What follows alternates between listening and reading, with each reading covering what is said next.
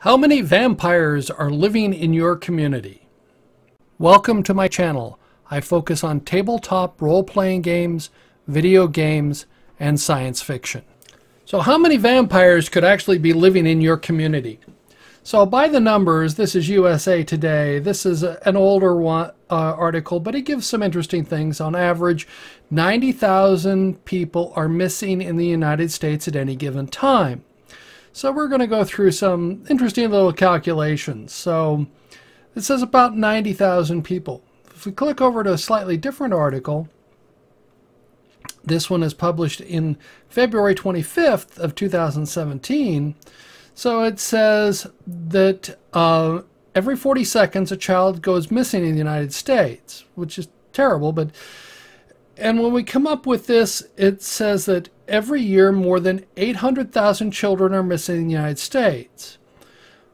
But by 1980, roughly 150 people were reported missing per year. Now the number is 900,000. So we have 900,000 people missing each year, which is, shall we say, a bit depressing. So, but let's do a little bit of calculation. So we have 900,000 people missing each year in the United States. Now, let's assume that 50% of those are vampire related. It's a spreadsheet, so we could actually do some calculations, but we'll assume that 50% are vampire related. So that means the number of people missing due to vampires is 450,000. That's a lot of people. But how many vampires could we really be talking about? How pervasive is this plague upon upon the United States? So we take a look at a shark. Let's assume we talk that a vampire has a metabolism about equivalent to a shark. And I found an article that said that a shark has to consume 7% of their body weight each week. Okay, so we're going to assume a vampire needs to consume that much blood each week.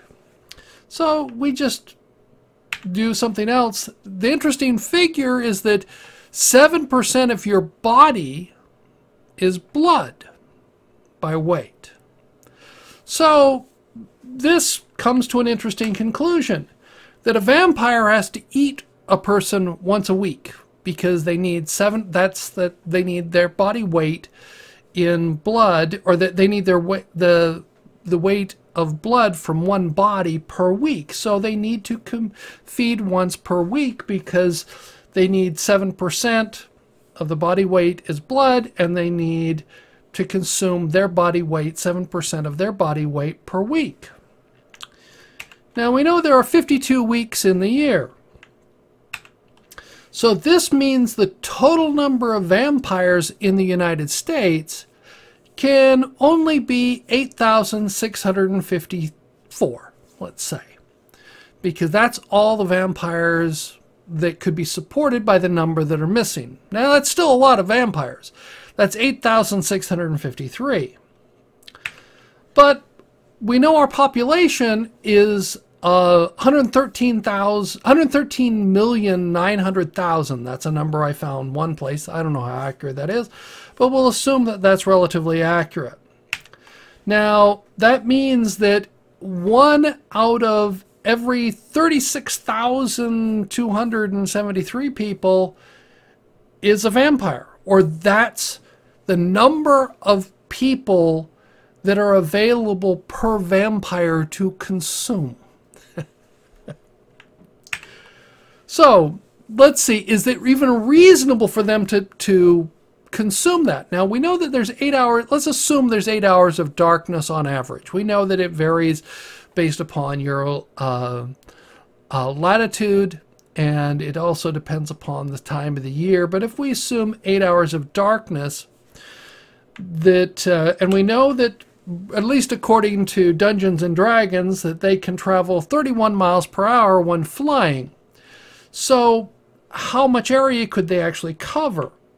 Well, if we take the number of hours of darkness and divide by 2, because you've got to fly out and then eat someone and then fly back, so you have a range of 124 miles. That's the farthest distance that a vampire could fly to feed. Okay? So that means we get an area of 48,000 square miles that a vampire could cover, which is a reasonable size area. But what kind of density do we have to worry about? What, could vampires only live in big cities or what? So let's take a look. We know that if we take a look at the number of people per vampire per area, that means that the minimum density is 0.75 people per square mile, which is actually fairly low. It's amazingly low.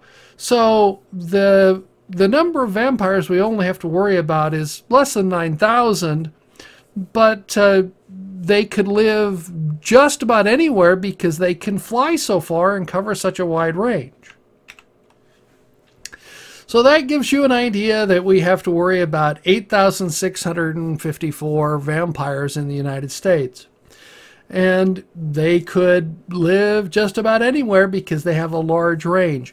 Now that's based upon a 50%. We could actually go in and make some changes, but I'm going to leave this for you guys to think about. What do you think about these calculations?